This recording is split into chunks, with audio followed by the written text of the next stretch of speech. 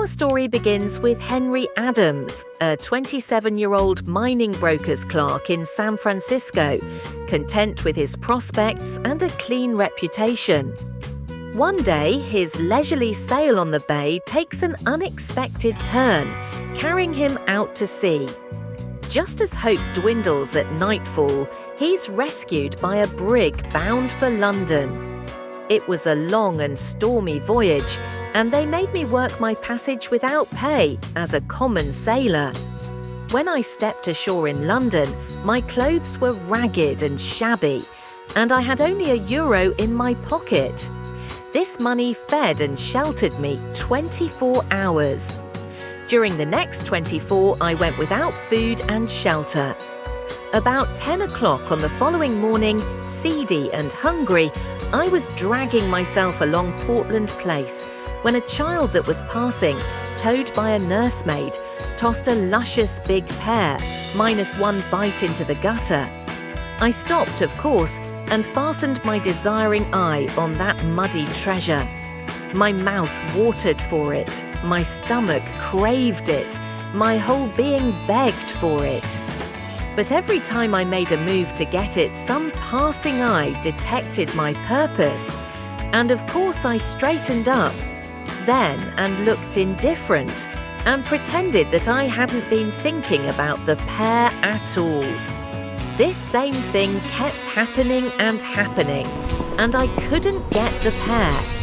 I was just getting desperate enough to brave all the shame and to seize it when a window behind me was raised and a gentleman spoke out of it, saying, "Step in here, please." Now, something had been happening there a little before, which I did not know anything about until a good many days afterwards. But I will tell you about it now.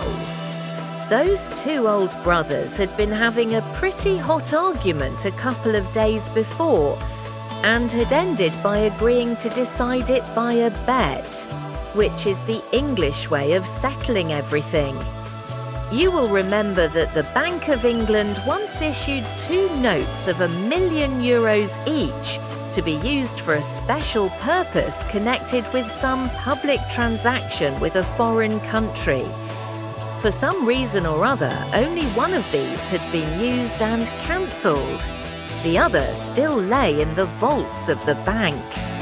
Well, the brothers, chatting along, happened to get to wondering what might be the fate of a perfectly honest and intelligent stranger who should be turned adrift in London without a friend and with no money but that €1,000,000 banknote and no way to account for his being in possession of it.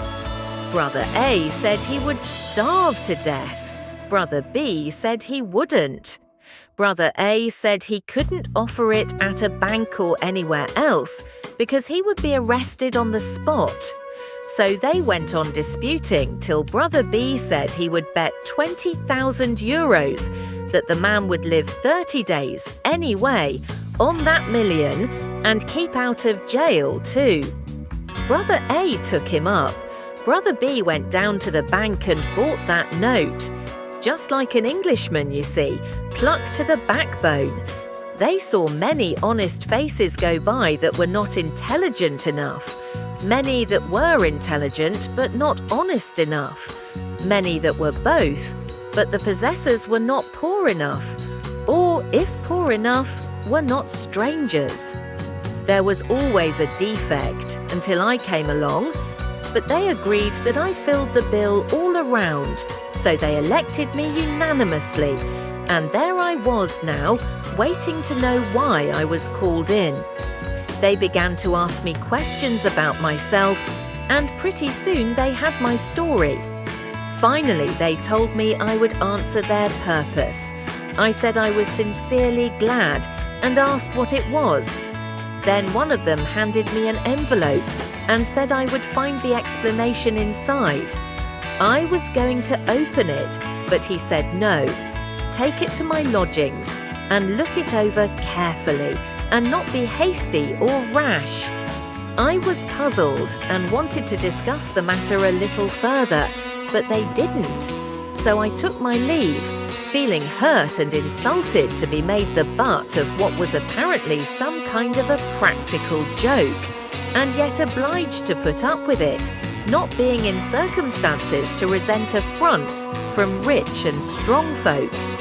I would have picked up the pear now and eaten it before all the world, but it was gone. So I had lost that by this unlucky business, and the thought of it did not soften my feeling towards those men.